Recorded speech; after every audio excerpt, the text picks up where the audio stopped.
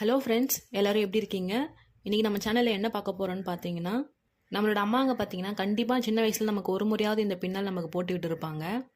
இப்போ நான் இந்த ஹேர் ஸ்டைலை தான் ட்ரை பண்ண போகிறேன். வாங்க வீடியோக்குள்ளே போகலாம். நான் பர்சனலாக சொல்லணுன்னா, இந்த பின்னலை நான் போடும்போது சின்ன வயசில் என்னோட அம்மா கிட்ட நான் வாங்கின அடி தான் எனக்கு ஞாபகம் வந்தது. நான் ஃப்ரெண்ட்ஸும் கூட விளையாடிட்டு வீட்டுக்கு வரும்போது எங்கள் அம்மா என்னோட தலையை பார்த்ததுமே டென்ஷன் ஆகிட்டு செம்ம அடி அடிப்பாங்க. ஸோ எனக்கு இந்த பின்னல் போடும்போது அம்மா கிட்ட வாங்கின அடி தான் ஞாபகத்துக்கு வருது.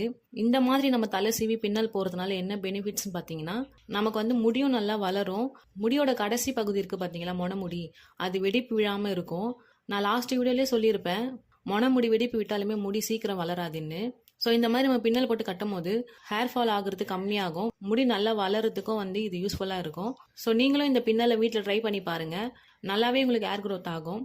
இந்த வீடியோ பிடிச்சிருந்தா லைக் பண்ணுங்கள், நம்ம சேனலை சப்ஸ்கிரைப் பண்ணி கூடவே வர பெல் ஐக்கானையும் கிளிக் பண்ணி வச்சுக்கோங்க. வீடியோ பிடிச்சிருந்தா